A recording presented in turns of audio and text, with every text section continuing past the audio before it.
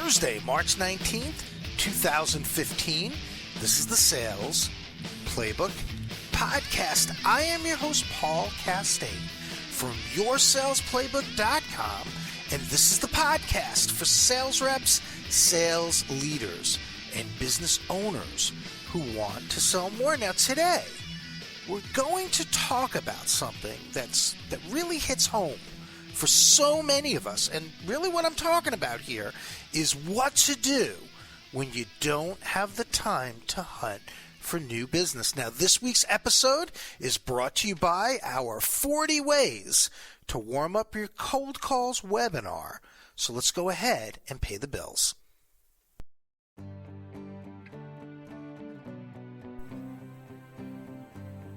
I think if you're like most salespeople that are out there today, cold calling is not your most favorite thing in the world to do. I also think there's a lot of people listening to this right now who are struggling with getting results on the phone. And yet we know the phone is a major part of business today.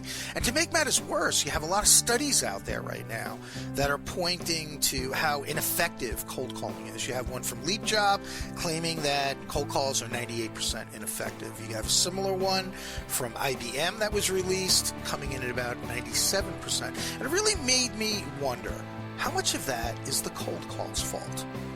And it also made me want to ask you, forgive me for being a little direct, when was the last time you embraced some additional cold calling ideas? Now, I have over 40 ideas that I'm going to be sharing on Tuesday, March 24th, including how you can leverage 4 missed opportunities on the phone, 9 triggers that can dramatically increase the odds of you setting an appointment. And I will also tell you it's the same 9 triggers and the same concept that studies have shown increases the probability of closing by over 400%. Also, we're going to be talking about how you can create a more compelling message. That's, I wish I could tell you it was an objection-proof type of message. Man, I'd be pretty rich right now, but I can certainly help you create one that's objection resistant, certainly more objection resistant than the message that you have right now. 5 things that you had better be doing with your LinkedIn network that will dramatically, and I feel like we should go all caps, dramatically warm up your cold calls. We're also going to talk about how you can create a 3-touch mini campaign to help you stand out immediately. There's obviously a lot more to that, but I didn't want to take up the whole podcast talking to you about it. But here's what you'll get if you join us. You're going to get the webinar with over 40 tips. We're going to actually spend about 90 minutes together in this webinar. Obviously, some worksheets so that you can follow along, never miss a beat. You're going to get a recording of the webinar, slides and all. You guys know how I like to roll with that. A detailed PDF afterwards that's going to reinforce the points that we made and really expand upon them and offer some additional suggestions. And then the other thing, which really comes along with any webinar or course that you participate in that I'm offering, is email access to me. So if you have any questions or any thoughts, or if you want to bounce an idea off of me, you're certainly going to have that access. Now, to learn more, and of course to reserve your spot, which you're going to need to do soon, because we're going to be doing this in less than a week on Tuesday, March 24th. So probably now would be a really good time.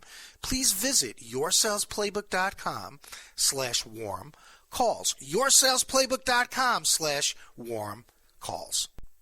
Okay, so our topic this week is what to do when you don't have time to hunt. Now, there are 3 drivers of sales success.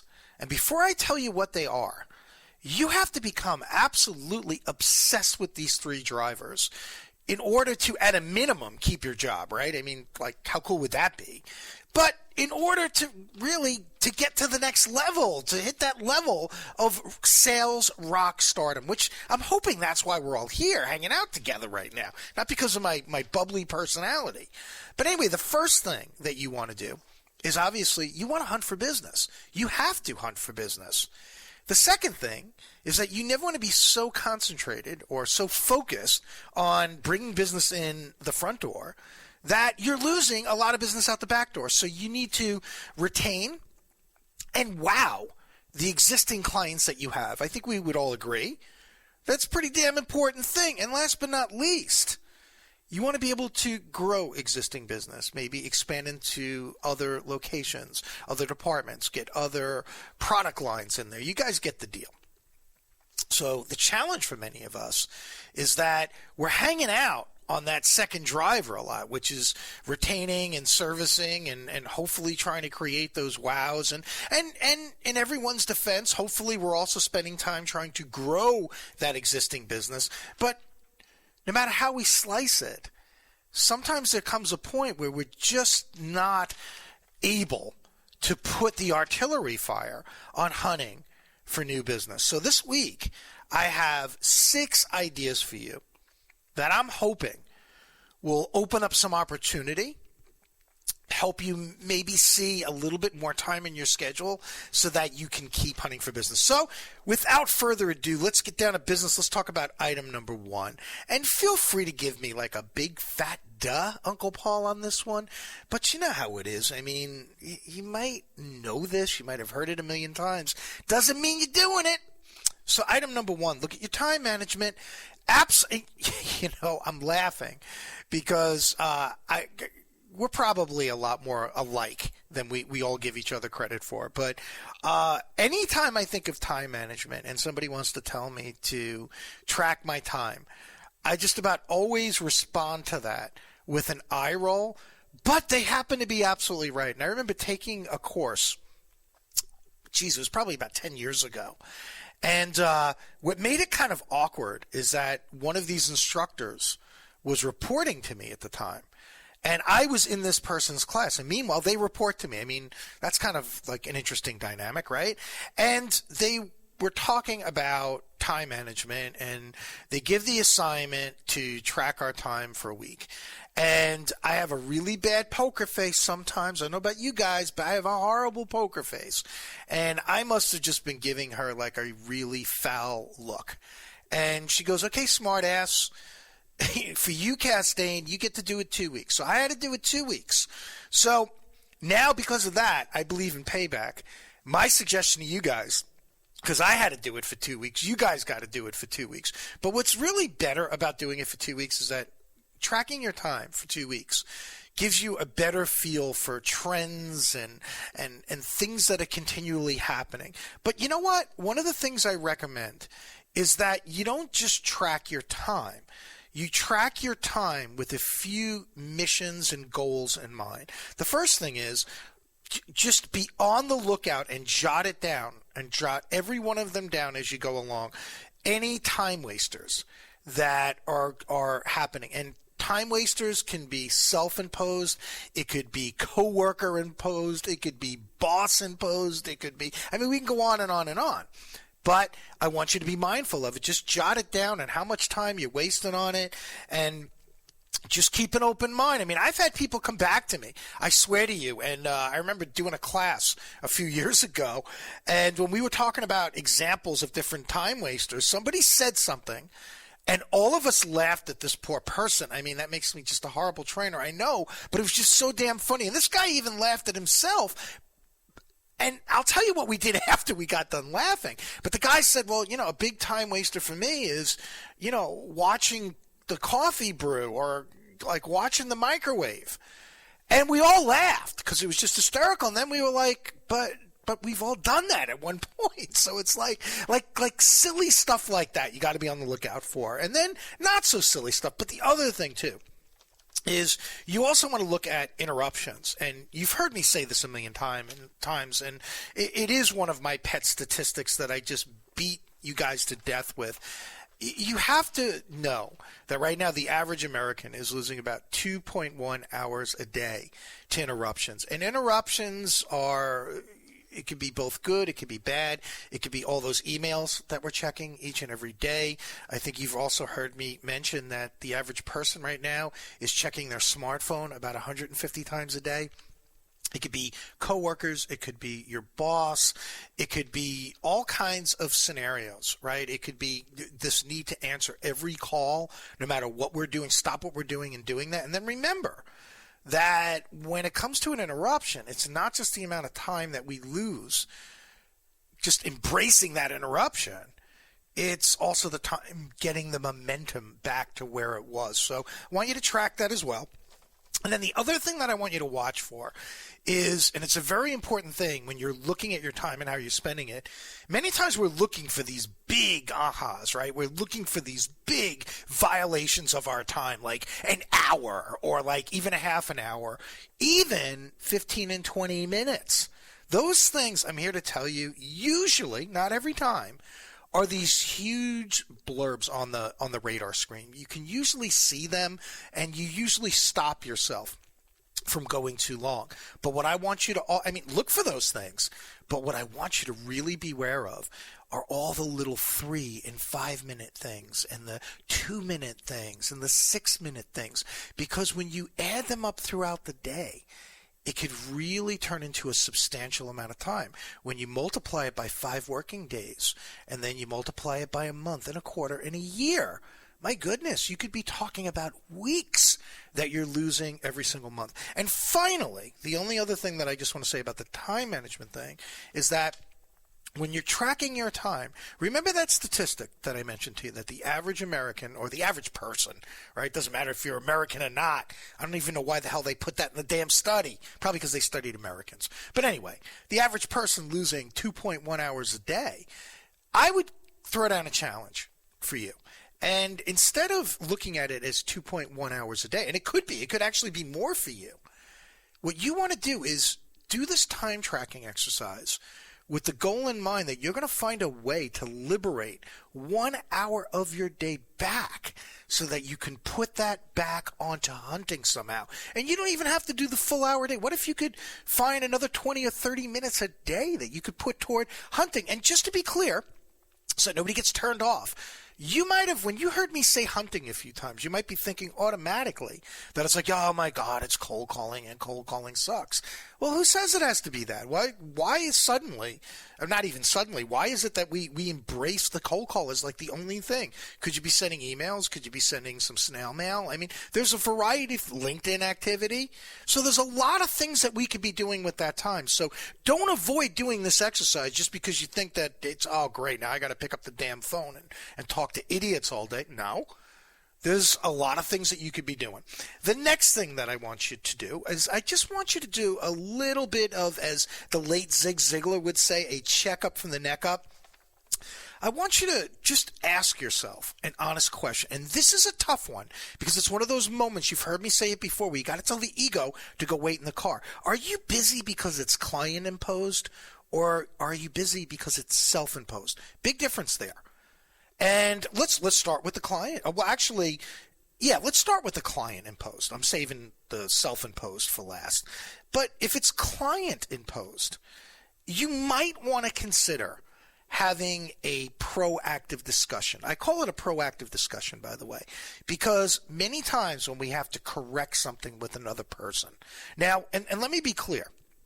If you have some clients that are just really taking a lot of your time, you're not going to call them up and say, yeah, thanks, jackass, for taking up my time. Like isn't it bad enough that like you beat me up on my price? And you're not going to have that discussion.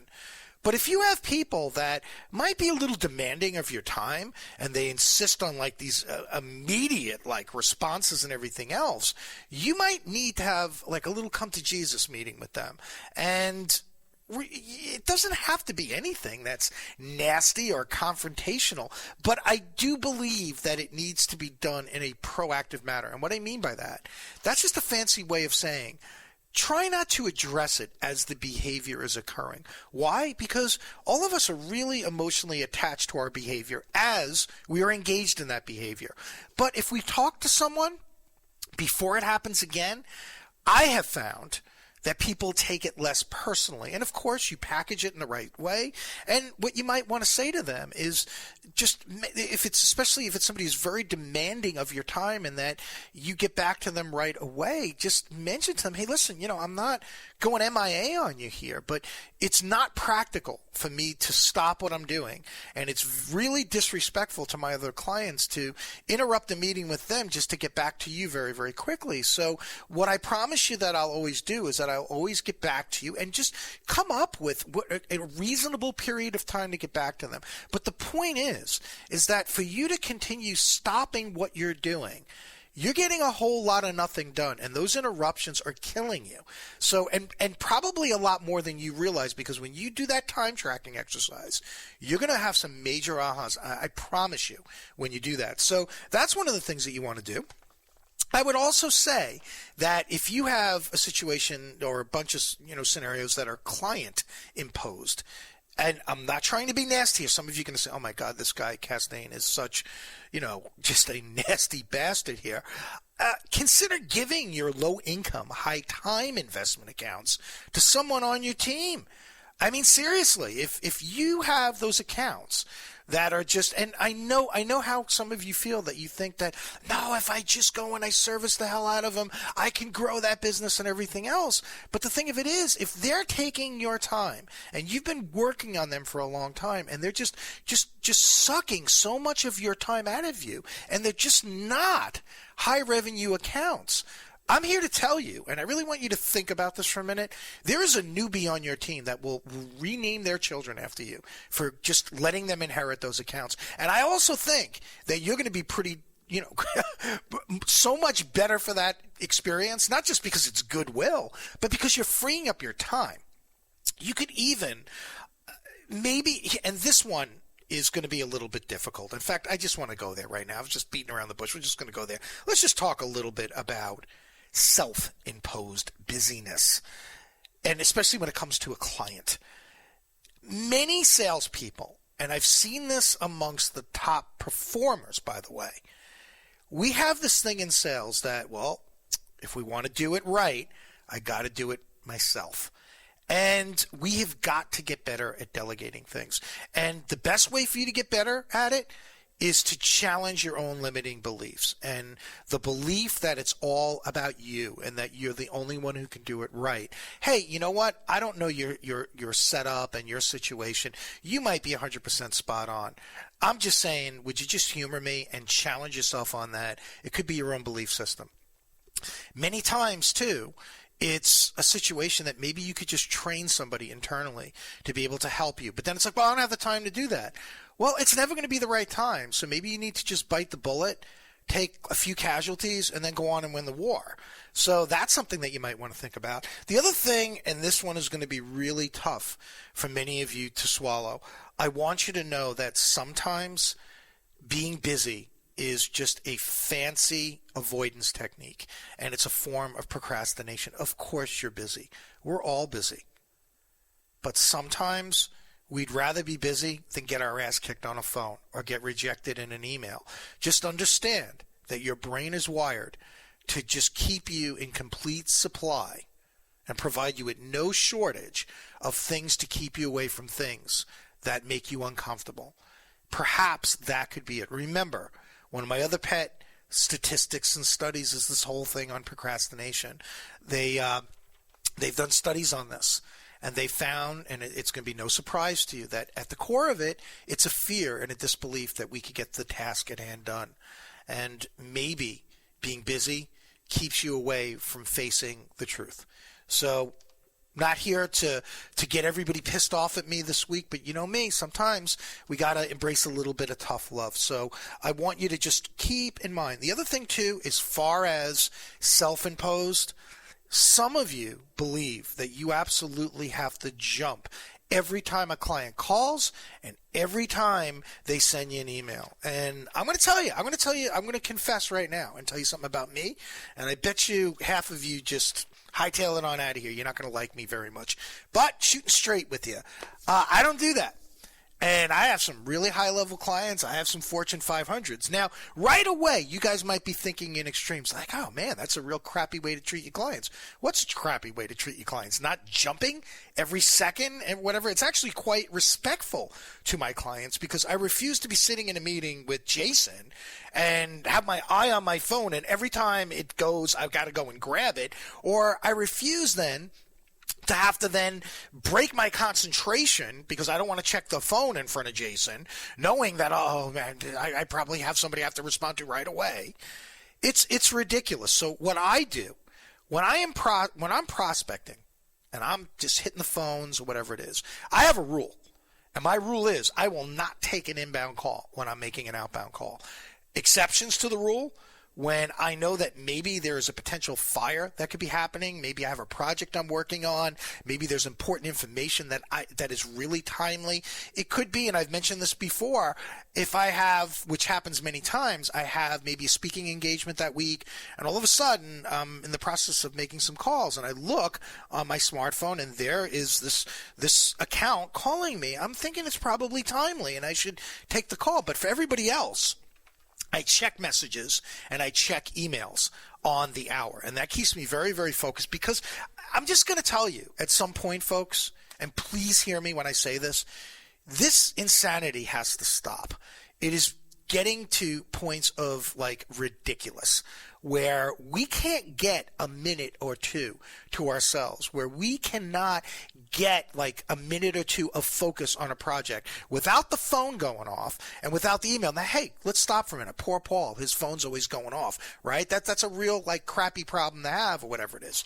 I'm not talking about that. I'm talking about this need that we have to continually stop what we're doing and serve and serve and serve. And I'm telling you, it doesn't make you a bad person if you get back to people on the hour, or if you get back to people in a few hours. And you know what, too? Just before I forget, part of having discussions with clients that might be taking up a lot of your time is, and that proactive discussion idea. I just want to go back on that, because I really didn't finish one thought, and I'm sorry. It's my ADD kicking in again. But, part of that is going back and having just a real honest conversation with them, and maybe helping them set a better level of expectations with you. Just like mutually set expectations. But to me, for someone to expect, unless it's just that's the nature of what you do for a living, for people to expect that you're going to get back to them immediately is unrealistic. And I'm going to tell you, in the time that I've had my business, I haven't had it happen too many times. It's probably been, in the 4 years that I've owned Castaigne Training Systems, about a half a dozen times where I had to have a heart-to-heart with some clients who were emailing me on the weekend, by the way, and then getting pissed off that not only did I not get back to them on the weekend, but like all of a sudden I'm not kidding you, like a forwarded message like an hour and a half later. It's like, are you kidding me? It's an hour and a half later and it's Saturday. And P.S. I mean, when did we start having training emergencies? Dr. Castaigne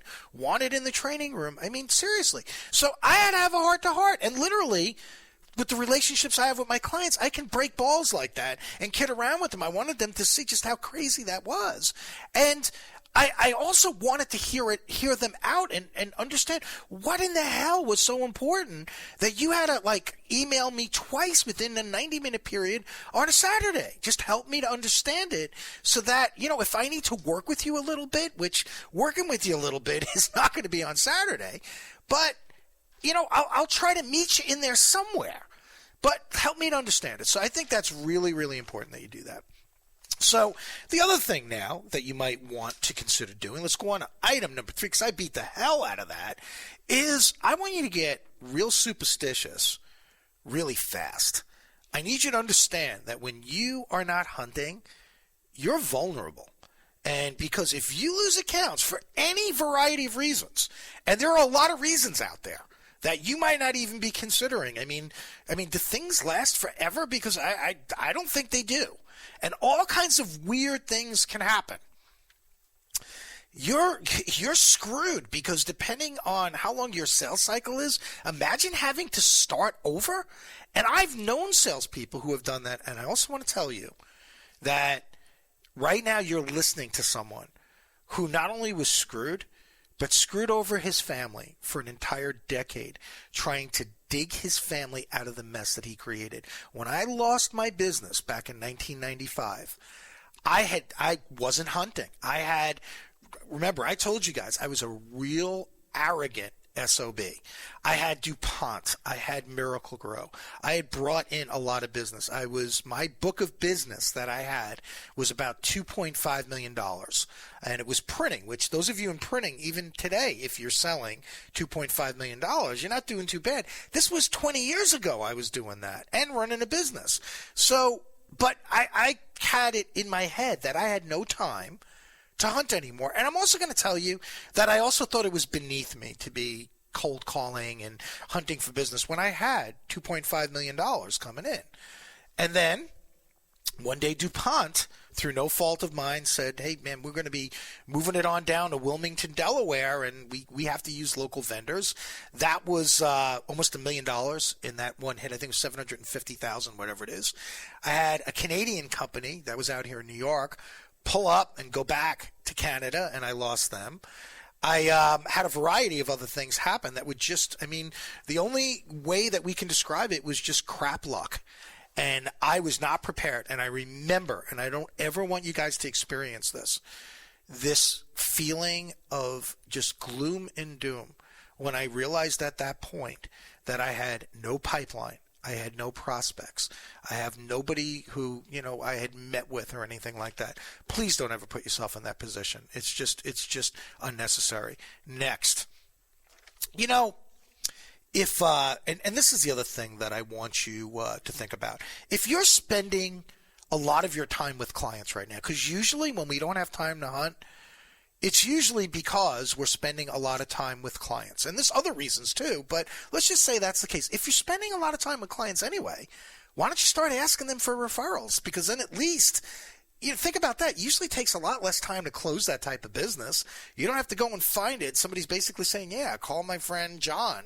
And, better yet, you could even save more time. And you could say to them, if you don't mind, could you call them and facilitate an introduction for me? So you could save some time there. I don't want to spend a lot of time on that one, but, seriously, you should. The next thing that you might want to do is, and this is a really cool technique, and I want you guys to pay attention to this. Try utilizing the Pomodoro technique. It's called the Pomodoro technique. Now, I don't know how they came up with this number. I don't know if somebody threw like a dart at a board and it landed on the number 25, but the concept of the Pomodoro technique is that you set a timer, and some people say an egg timer, and I don't know, being that this is not like, 1969 and I have a smartphone, I just hit the timer on my smartphone. And I set it for a designated period of time. Now, again, it doesn't have to be 25 minutes. I've done it 15 minutes. I've done it 45 minutes or whatever it is. I don't know this to be true, but I'm just guessing here. They may have come up with the number 25 because maybe it's like that's the perfect amount of time to be focused on something where you could be very, very productive. But here's the deal with the Pomodoro technique. What you do is you set the timer. Let's just say it's going to be for 25 minutes and you focus on an activity. The rule is, and it's a very strict rule, nothing else can happen during that time. So if you are going to be picking up the phone and making outbound calls, damn it, that is all you do. You do not send out an email. You don't go and fill out a bunch of stuff in Salesforce. You don't go talk to the boss about the TPS reports. You don't go and you've heard me say this expression before, dick around in the plant and anything like that. You are just focused. God forbid you have to go to the bathroom during that 25 minutes. I'm here to tell you, you like wear a Depends and you go in your pants. It's like almost to that point. Not really, but I just really wanted to be dramatic and give you guys bad visuals today because then you'll never forget the damn thing, right? You're welcome. But anyway, what you do is you focus on that task. And then when the 25 minutes is up, you move on to something else. Now, there's two ways that this could work for you. Number one, could you, and be honest with me, and don't talk to your computer because that's just weird. Just answer this to yourself silently, like silent reading back when we were in school. Remember that? But anyway, and sitting Indian style. But what I want you to do is answer this question. Could you find 25 lousy minutes to pick up a phone or send some emails? Come on. You've got to be able to find 25 minutes. It's really not a lot of time, but imagine if you could find a way to do that maybe every day. I don't know, from that time that you're going to free up doing that time tracking exercise that I know a lot of you aren't going to do because I don't have the time. How pathetic is that? Find the damn time. Do it. But anyway, but you could also do it the other way. With a lot of these things that are keeping you busy, maybe you could focus on them and take little 25-minute bites out of it, or 15-minute bites, or 30-minute bites. But you'll find, and this is what I found with it, is that you get this high level of urgency because you're like, I get real competitive. I'm looking at the time, and I'm like, damn, I've got 14 minutes left, man. I'm going to finish this. And you just work at just a more productive level. So consider doing that. And then the final tip that I have for you is to, and I haven't said this one too many times, but I have mentioned it to you guys before, is you might want to try my famous 2-2-2 formula. The 2-2 formula is something that you're going to do every single day. And it's just 3 sets of 2 here. That's why I said 2-2-2. The first set of 2 is every single day. I want you to send out 2 emails to 2 people that you have not done business with. And it could be kind of cold. It could be an intro. It could be maybe a follow-up. But 2 emails to 2 people that you are not doing business with right now. Can't be clients. Then what I want you to do every day is I want you to send out 2 pieces of snail mail to 2 people. You ready for this? You can see a trend here. To 2 people that you're not doing business with. Now, I want to stop right there for a minute. Those 2 things so far, the 2 emails and the 2 pieces of snail mail, do you have to do those during business hours? I mean, you could easily do that in the morning when you're having your coffee. You could do it later on at night before you watch the game, before you watch The Walking Dead on Sunday nights. How about The Walking Dead, man? It's pretty, freaky stuff going on there. But anyway, don't get me going. But seriously, those are the 2 things so far. So before I give you the third one, quick review. 2 emails to 2 people you're not doing business with. 2 pieces of snail mail to 2 people you're not doing business with. And then 2 phone calls to 2 people that you're not doing business with. If you do that, that's 6 people a day right there that you are going to kind of steal time. And you're going to have 6 more touches a day. Now, if you do 6 touches a day, it's sneaky. I'm being really, really sneaky here, man. I'm tricking you guys because it's 6 a day. It's not just 6 a day. It's 30 a week. But guess what? It's not just 30 a week. It's like 100 a month. No, that's not right. 120 a month. What the hell? I'm using the new math here. I'm sorry. What the hell? What did I? This is why, when you start approaching 50, not only should you be wearing bifocals, but you should carry around a calculator. I feel like an a-hole. But anyway, so let me go back. 6 a day, 30 a week. I'm trying to regain my composure here.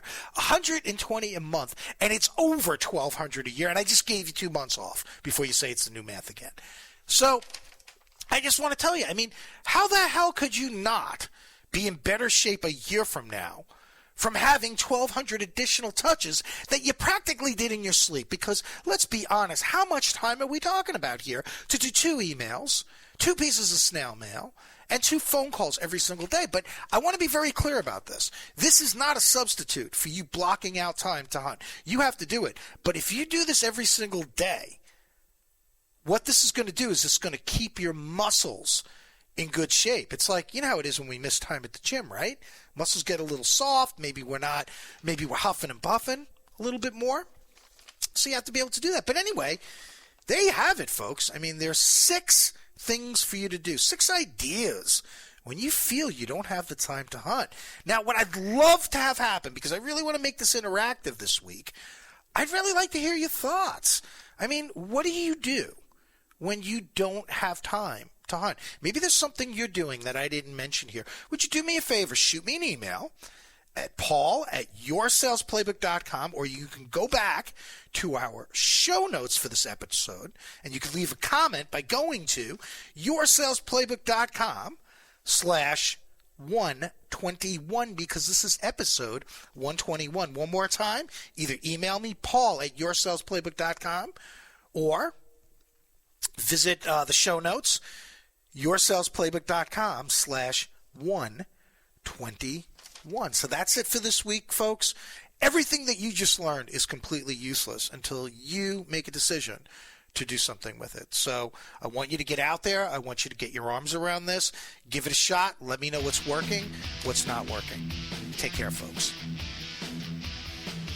The Sales Playbook Podcast is a Castaigne Training Systems production. Visit us at www.yoursalesplaybook.com.